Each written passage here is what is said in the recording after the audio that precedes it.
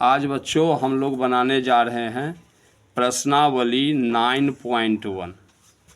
पहला सवाल में हमें बताया जा रहा है निम्नलिखित व्यंजकों में से चर और अचर राशियां ज्ञात करें, है ना। कौन सी राशि ज्ञात करना हमें? चर और अचर राशि ज्ञात करना। तो हम बनाएंगे इसको कैसे? हम लिखेंगे पहला नंबर में ए नंबर सवाल क्या है, 5x जोड़ 2 में चर x और अचर 2 और 5, है ना। इसको हम एक टेबल से बना ले तो और बढ़िया हो गया। जैसे मैं यहाँ लिख दूंगा बीजीय व्यंजक, और यहाँ मैं लिख देता हूँ चर, और यहाँ लिख देता हूँ मैं अचर। अब आराम से इसको बना लेते हैं। पहला सवाल है 5x जोड़ 2, दूसरा नंबर का है 2ab प्लस 1, है ना। तीसरा नंबर पर हमारे पास में क्या आएगा? तीसरा नंबर पर क्या है? सी नंबर है ना ये, और ये बी नंबर है, और ये ए नंबर हो गया। सी नंबर है 2x स्क्वायर वाई घटाव 1 जोड़ 2x।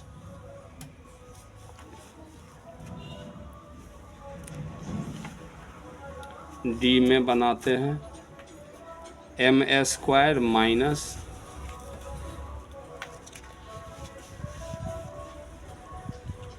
तीसरा नंबर में क्या है? M square. तीसरा नंबर में हमारे पास में क्या आ रहा है? एम स्क्वायर, है ना। M square minus N square minus 1, और ई नंबर में हमारे पास में है 9x स्क्वायर वाई जेड। अब हमसे पूछा चर बताइए इसमें, तो चर किसको बोलते हैं? एक्स वाई जेड को, ए बी सी डी वाले को। तो एक्स है चर, और अचर हो गया 5 और 2, तो 5,2 लिख देंगे। 2ab में ए बी, इसमें 2ab प्लस 1 में ए और बी चर हैं, और 2 और 1 इसमें क्या है? 2 और 1 अचर है। इसमें एक्स स्क्वायर है ना, तो चर सिर्फ एक्स है और वाई है। चर एक्स और वाई चर है, और 2 और माइनस 1 अचर पद है। माइनस 1 है पर इसको प्लस 1 नहीं लिखेंगे। इसमें m और n अचर है, सॉरी m और n चर है, और माइनस 1 अचर है ना। 9x स्क्वायर वाई जेड में x, y और z जो है आपका चर पद है, और अचर पद क्या है? 9 है। हो गया? कोई प्रॉब्लम है? माइनस लिखे इससे? ऐसा कोई बात नहीं, माइनस लिख सकते हैं। अब अगला सवाल आप देखिए क्या बताया जा रहा है। अगला सवाल बोल रहा है निम्नांकित व्यंजकों, है ना, निम्नांकित व्यंजकों के पदों को पहचानिए। पद को बोल रहा है हमें पहचानने के लिए। किसे बोल रहा है पहचानने के लिए? तो पदों को बोल रहा है पहचानने के लिए। तो लिखते हैं दूसरा में, यहाँ भी ऐसे ही बना लीजिए, बीजीय व्यंजक लिखेंगे, और यहाँ लिख देंगे पद, और एक टेबल बना करके हम इसको लिख लेते हैं। ए नंबर में क्या है सवाल? X square plus 2x plus 1। B number में क्या दिया? 8a square minus 11ab minus 2b square, है ना। सी नंबर में ठीक है 11 प्लस में है, हाँ ठीक है। यहाँ आपका 9p square minus 4q,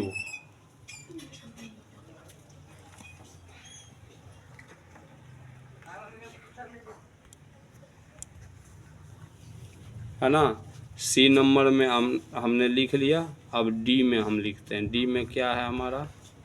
D में है ए स्क्वायर बी स्क्वायर माइनस 9, और अगला है हमारा ई नंबर। ई नंबर में हमें दे दिया 8ab माइनस 3b। अब हमें कह रहा है कि इसमें पद कौन कौन से हैं, तो पद लिख लीजिए। एक्स स्क्वायर एक पद हो गया, 2x दूसरा पद हो गया, और एक तीसरा पद हो गया। इसमें पद हो गए 8a स्क्वायर, कॉमा लिखेंगे 11ab और minus 2b square, 9p square और माइनस 4q। ठीक है। डी में एक पद हुआ ए स्क्वायर बी स्क्वायर, दूसरा पद हुआ माइनस 9। इसमें 8ab एक पद हुआ, दूसरा पद हुआ माइनस 3b, है ना।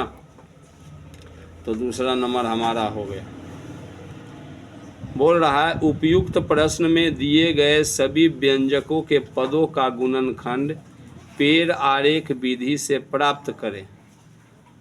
ठीक है ना। और प्रत्येक स्थिति में ये भी बताइए कि व्यंजक का निर्माण कैसे किया गया।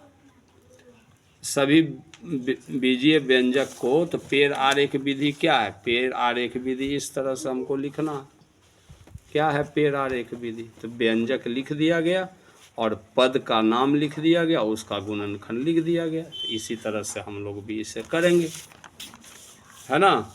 इसी तरह से हमने इसे कर लेना है। ये बहुत आसान है।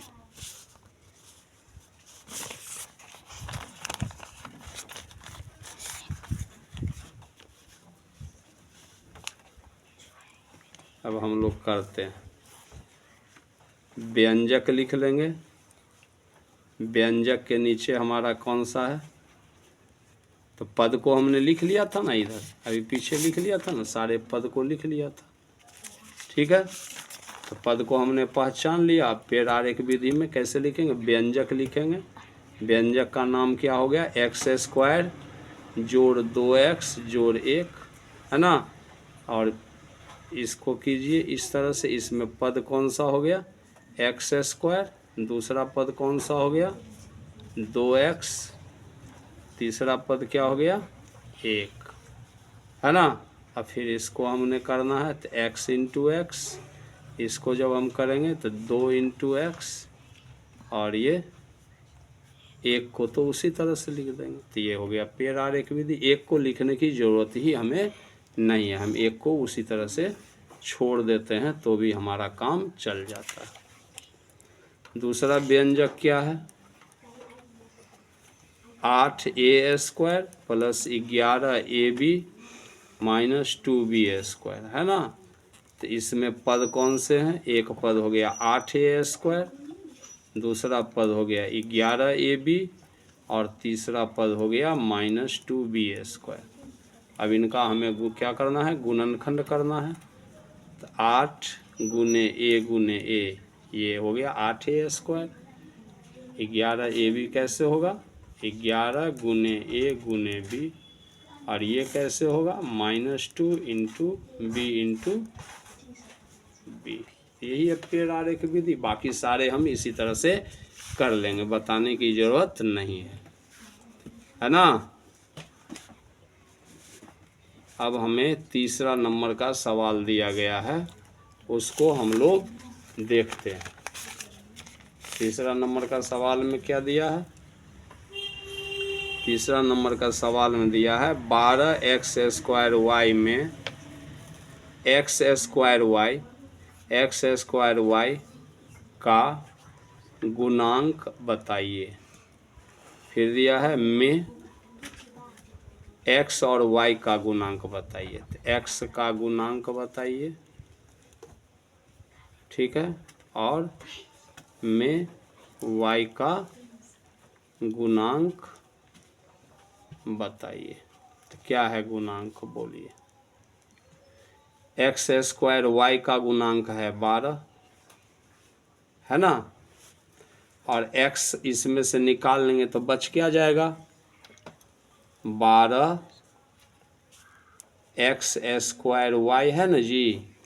तो इस 12 एक्स स्क्वायर वाई में से हमको x को निकाल लेना है, तो x से भागा दे दो, निकालने का मतलब भागा हो गया, तो x कैंसिल हो गया, बच क्या गया 12xy। तो x का गुणांक हो गया 12xy।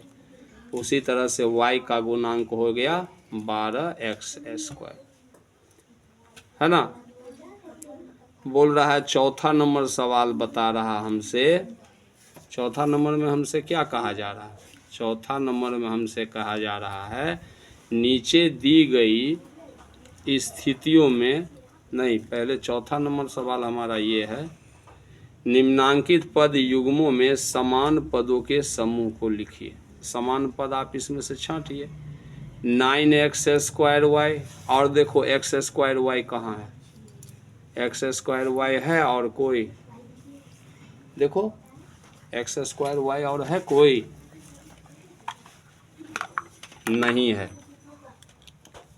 ना, है एक्स स्क्वायर वाई नहीं ना है, नहीं है तो सिंगल है।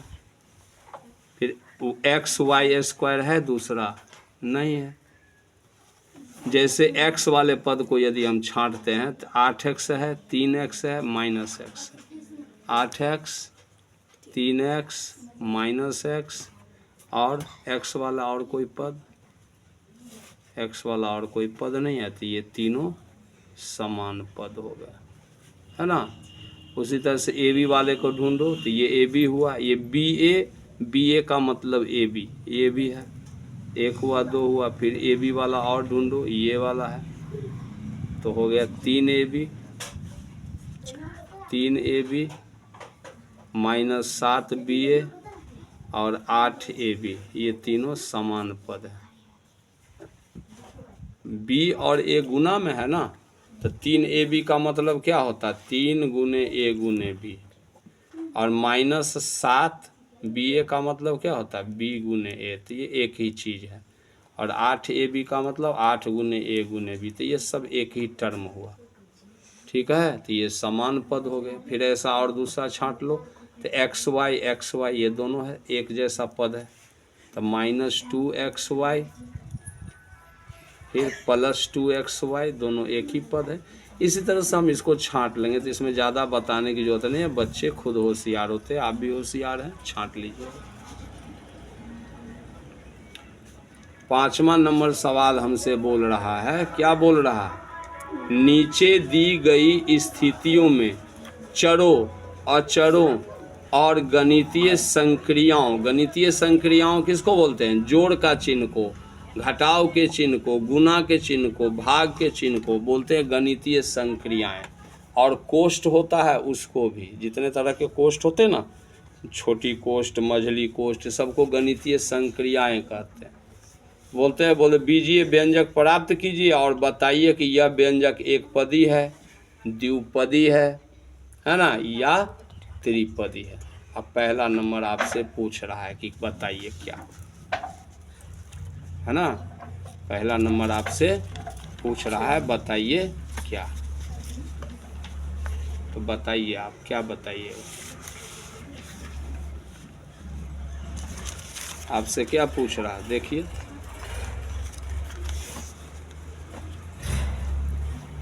पांचवा नंबर में पूछा, ये प्रश्न है x के दुगुने से y कम, तो x ये हुआ, इसका दो गुना तो 2x हो गया, उससे y कम तो माइनस ये हो गया, है ना।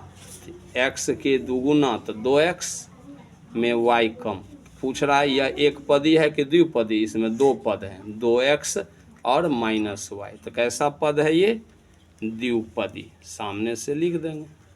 फिर बी नंबर प्रश्न बोल रहा है, ए में स्वयं से गुना करके, ए जो है उसमें स्वयं यानी ए से गुना कर दिया गया और 3 घटाया गया है, फिर उसमें ए का 3 गुना घटाया गया, फिर उसमें ये हुआ, इस तरह से ए में स्वयं से गुना करके 3 घटाया गया है, फिर उसमें ए का 3 गुना घटाया गया, फिर उसमें ए का 3 गुना घटाया गया। तो इसको फिर आप कैसे लिख सकते हो, ए का ए से गुना हुआ ए स्क्वायर घटाओ 3 और प्लस और ये बाहर में -3 है।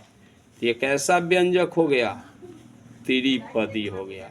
पहला पद, दूसरा पद और ये तीसरा पद, है ना। तो बहुत आसान सा चैप्टर है।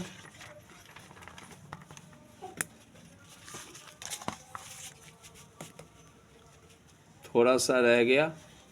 सी नंबर क्या कहता है, m और n के गुणनफल का 3 गुना। तो m का n से गुना करके उसका 3 गुना कर देंगे। तो इसको कैसे लिखेंगे हम, 3mn। तो m और n का गुणनफल का 3 गुना हो गया। तो ये कैसा व्यंजक हो गया, एक पदी, है ना। अब डी नंबर क्या बोल रहा है, ए का स्वयं से गुना करके बी से गुना किया गया। तो ए का स्वयं से गुना करके और बी से गुना का, स्वयं का मतलब ए का ए से गुना हो रहा, उसमें बी का गुना किया गया। फिर उसमें ए का 7 गुना घटाकर फिर उसमें ए का 7 गुना 7 हुआ, उसको घटा करके उसमें 6 को जोड़ा गया, उसमें 6 को जोड़ा गया। तो ए का ए से गुना हुआ तो लिखेंगे ए स्क्वायर, और बी है तो बी बगल में लिख दो, घटाओ 7a और जोड़ 6। तो ये हमारा बीजीय व्यंजक हो गया। और इसमें कितने पद हैं, 3, 1, 2 और 3। तो ये कैसा हो गया, त्रिपदी। आपको बना करके घेरना नहीं है, मैं घेर के आपको समझा रहा हूँ, ठीक है ना। और ई नंबर में क्या बोल रहा है, ई नंबर में ए स्क्वायर का 3 गुने में ए का 2 गुना घटाया गया। तो ए स्क्वायर का 3 गुना क्या हो जाएगा, 3a स्क्वायर, उसमें ए का 2 गुना घटाया गया। तो ए का 2 गुना घटाया गया। तो ये कैसा पद हो गया, द्विपदी, है ना। तो 4.1 हमारा क्या हो गया, समाप्त हो गया। सॉरी, ये हुआ 9.1, है ना, ये हमारा समाप्त हो गया।